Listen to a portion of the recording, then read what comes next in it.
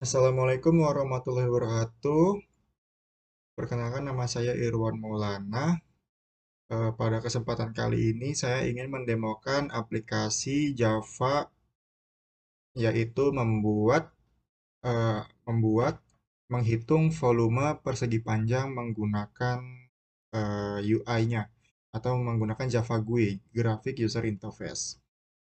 Untuk membuat UI ini, buat seperti biasa, ngebuat sebuah new project, kemudian di new project itu di dalam package ini tinggal dibuat new, terus kemudian pilih gFrameform. Nah, kemudian kita buat nama kelasnya bebas.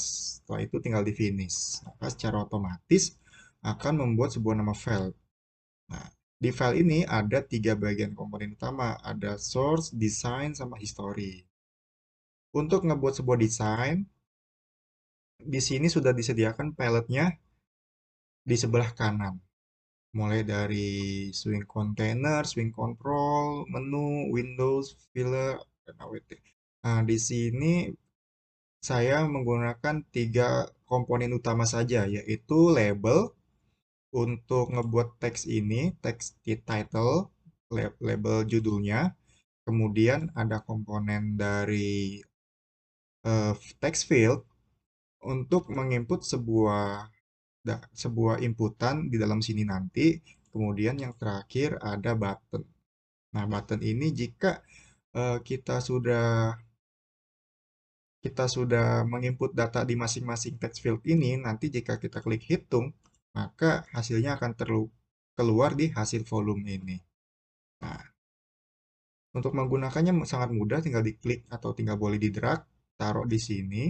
Nah, secara otomatis Java akan mengenerate namanya, yaitu misalkan ini adalah komponen ke-6, JLabel 6, label ke-6. 1, 2, 3, 4, 5, 6. Sebenarnya 7 sih ini, tapi nggak apa-apa. Ini label 6. Nah, di sini ada tiga bagian utama nih dari komponen tersebut nih. Ada properties, event, sama code. Nah, properti ini biasanya digunain untuk styling dari si komponen tersebut. Misalkan untuk merubah font, untuk icon ada, untuk teks. Nah, misalkan kan kita nggak mau nih nama aja labelnya 6, tinggal dirubah dari sini. Misalkan kita tulis nama depan. Nah, maka akan secara otomatis berubah.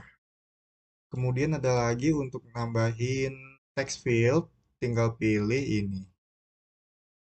Nah, text field ini nanti yang akan digunakan untuk menginput data. Sama seperti tadi ada tiga komponen utama.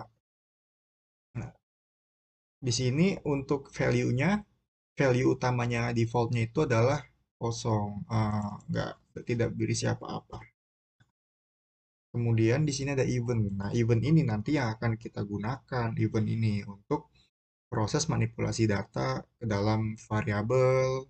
Nah, kemudian ada code. Nah, nggak kalah menarik atau ini sangat penting juga code ini nih untuk menggunakan variabel name. Nah, variabel name ini nanti yang akan kita manipulasikan datanya. Itu akan jadi logikanya ini adalah variabel name ini nanti yang akan digunakan di belakangnya backend-nya tersebut. Misalkan variabel name-nya ini dirubah jadi nama underscore depan. Nah, di sini tidak ada berubah apa-apa, tapi variabel name ini nanti akan digunakan di bagian source. Baru yang terakhir ada button atau untuk menggunakan button ini misalkan nanti jika diklik hitung ini maka akan ke-trigger apa gitu. Nah, misalkan button ini bisa dinamakan variabel buttonnya button klik bebas terserah. Ini nama variabel bebas. Mungkin ininya mau bisa dirubah juga sama kayak tadi. Ini misalkan mau dibuat search gitu.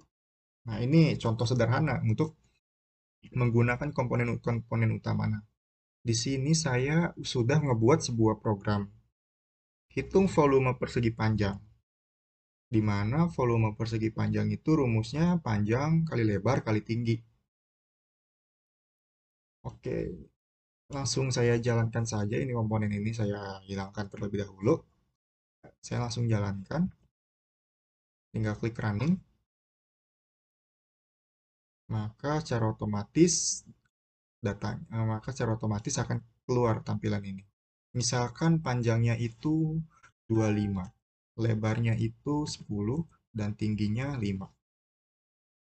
Jika diklik hitung, maka akan hasil 100, 1250 hasil volumenya. Di sini fungsi dari event di mana data ini ada perubahan data di text field. Nah, nah di sini udah saya manipulasikan datanya jika dia ada perubahan di text field ini ke trigger gitu, maka secara otomatis dia langsung akan mengisi panjangnya ini diisi 250 sesuai yang kita inputkan di sini. Nah, di sini saya menggunakan event dari si key release. Kan ada nih di event ini. Tinggal dipilih ini nih, key release ini. Kemudian pilih nanti ada di bawahnya gini. Klik nanti secara otomatis dia akan ngebuat sebuah fungsi. Nah, untuk di sini saya menggunakan fungsinya itu eh, memakai fungsi setter dan getternya. Di sini tidak lupa juga untuk ngebuat, kan di sini untuk ngebuat sebuah volume persegi panjang itu dibutuhkan tiga, tiga bagian, yaitu ada panjang, ada lebar, sama tinggi. Nah, di sini untuk saya ngebuat set panjang, yaitu sebagai setter, ada set lebar, sama set tinggi. Nah, kemudian di sini dan kemudian ada inisialisasi dari si variabel tersebut, di mana variabel ini memiliki tipe data integer dan menggunakan akses modifiernya itu private. Nah, kemudian jika dia di set panjang, ada fungsi set panjang ini, setter ini memiliki tipe datanya integer. Nah, dia secara otomatis akan langsung mengisi variabel panjang ini. Kemudian ada getter. Nah, getter ini nanti yang digunakan untuk mengambil data dari si eh, variabel yang diinisialisasikan tersebut. Nah, kemudian saya buat juga fungsi yang lain untuk getSum, yaitu digunakan untuk menghitung dari panjang dikali lebar kali tinggi ini untuk manipulasi datanya. Lalu lalu misalkan ini kan key release ya, di mana data itu jika ada perubahan di text field ini, maka langsung dilempar ke event ini nih, key release ini. Sebagai contoh, saya akan coba menjelaskan di bagian teks panjangnya saja. Di teks panjang, key release, nah ini nih. Nah, di mana dia memanggil modul dari si event key event nih. Maksudnya, jika sebuah data ini, text field ini terdapat data ini diklik gitu, entah itu huruf A sampai Z atau angka atau apapun itu yang ada di keyboard, maka lakukanlah sebuah sebuah apa yang akan terjadi gitu manipulasi datanya. Nah, saya secara otomatis di sini itu tipe data yang akan dimasukkan itu berupa string. Nah, string saya buat variabel, nama variabel bebas ini nama variabelnya. Kemudian nah teks panjang ini nanti teks panjang ini diambil dari si nama variabel dari text field tersebut. Untuk ngeceknya ada kita klik ini, kemudian kita klik code. Nah, ini teks panjang nih, variabel name-nya. Dipanggil nih teks panjang, di mana si teks panjang ini punya namanya metode getText, yaitu untuk mengambil value yang diinputkan di dalam sini, untuk mengambil nilai value yang diinputkan dalam sini nih, memakai fungsi getText. Nah, Di sini saya gunakan beberapa validasi if untuk karena agar proses kalkulasi perhitungannya itu berjalan. Nggak mungkin kita akan menulis kalkulasinya itu menggunakan huruf. Maka oleh sebab itu, jika dia menginputkan selain dari nilai abjad, selain dari nilai number atau nomor atau angka, maka akan ditolak. Sebagai contoh, saya nulis ngetik angka A. Nah, dia bakal hilang nih. Dia nggak akan keisi nih, angka A ini nih. Pokoknya dia akan ditolak tuh. Dan di sini tetap 250. Tuh, kecuali dia angka. Nah, kalau angka dia mau. Tapi kalau kalau untuk selain angka, nggak mau ditolak. Nah, itu. Di sini dicek nih, jika input panjang tersebut tidak kosong, atau tidak kosong, artinya is empty atau kosong itu kan gini nih.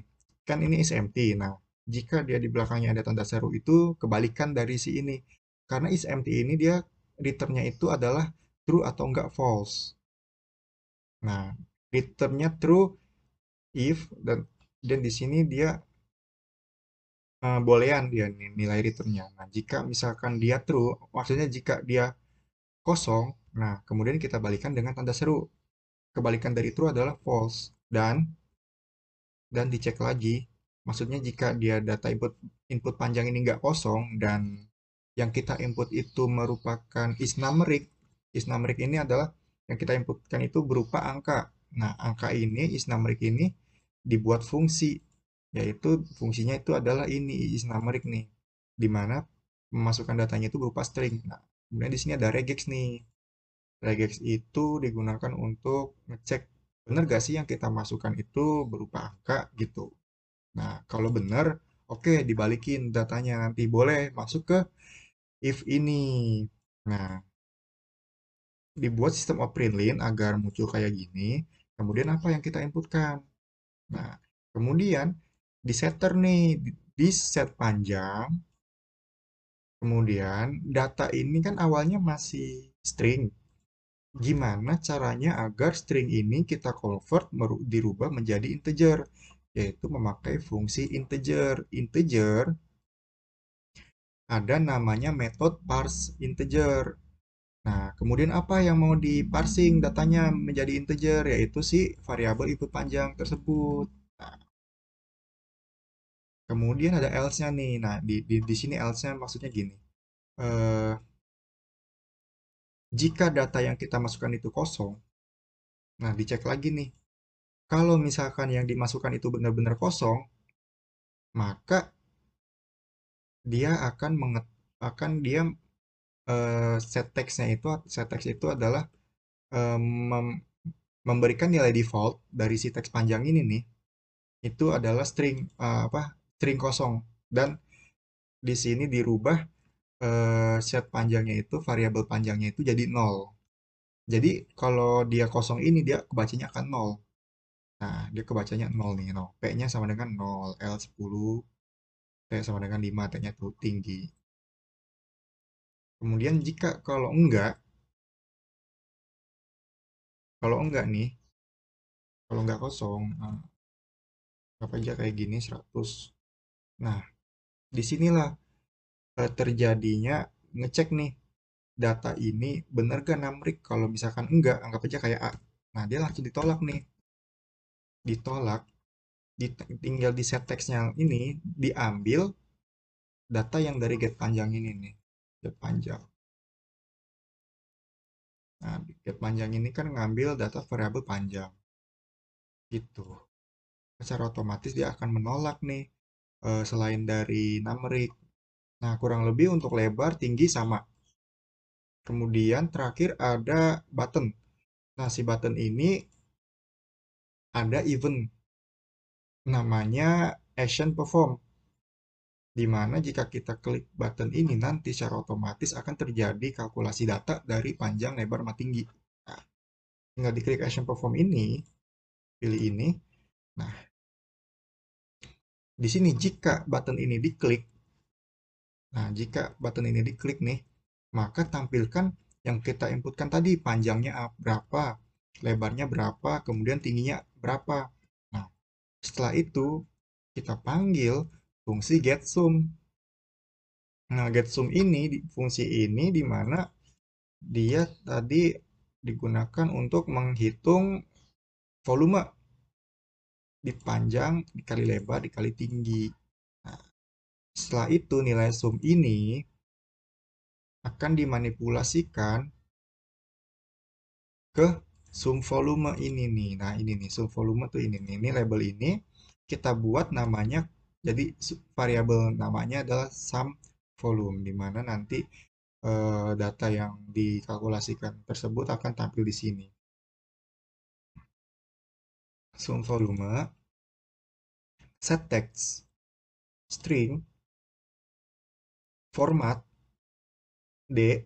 D itu artinya adalah bilangan nanti, bilangan desimal. Nah, kemudian apa nilainya? Ini.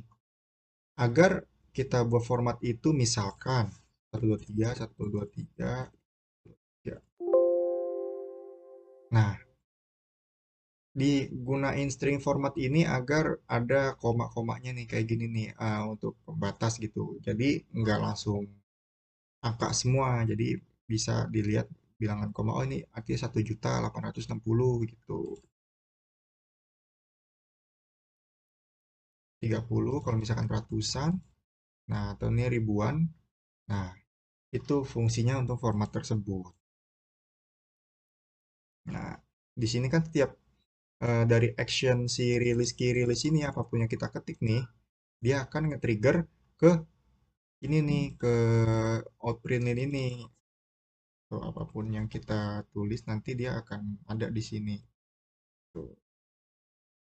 Nah, integer ini juga punya batas maksimal sebenarnya. Kalau kita terus kayak gini, nah nanti dia akan error nih. Artinya eh, nilai ini tuh lebih tipe data ini terlalu besar untuk nilai integer gitu. Nah, itu untuk masalah yang lain. Penting untuk fungsi-fungsi ini tuh semuanya berjalan dengan lancar. Nah, 64, nah ini fungsinya. Nah, kemudian bisa kita running pakai build juga. Tinggal klik ini nih, clean and build project. Nah, cara otomatis data ini akan dibuild, dikompil menjadi bentuk jar, di mana datanya akan masuk ke bagian sini nih. Nah, untuk datanya itu bisa langsung digunakan, bisa langsung kita jalankan. Nah, ini nih datanya pertemuan 3, 1 snapshot. Kita buka terminal, kemudian klik Java min cp dari si pertemuan 3, kemudian kelas pep-nya itu diambil dari si ini,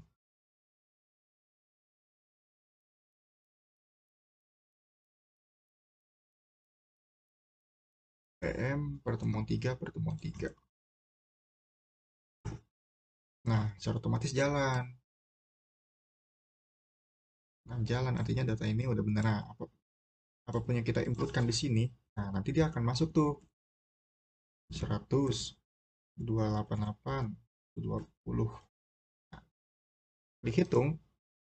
Nah, 100, 288, 120. Klik hitung nilai terakhir yang diambil, panjangnya itu adalah 100, lebarnya itu 288, dan nilai tingginya itu 120. Nah, hasil volumenya adalah 3.400.000-an. Nah, itu. Di sini saya menggunakan fitur event dari key release ini. Pokoknya yang sangat penting itu adalah key release ini. Mungkin kalau di HTML namanya on change. Apapun data yang di-trigger, apa yang berubah di field itu akan langsung dimanipulasikan, langsung bisa dimanipulasikan gitu. Mungkin begini hasil running project yang saya buat. Apabila banyak salah, banyak salah ucap, mohon dimaafkan. Wassalamualaikum warahmatullahi wabarakatuh.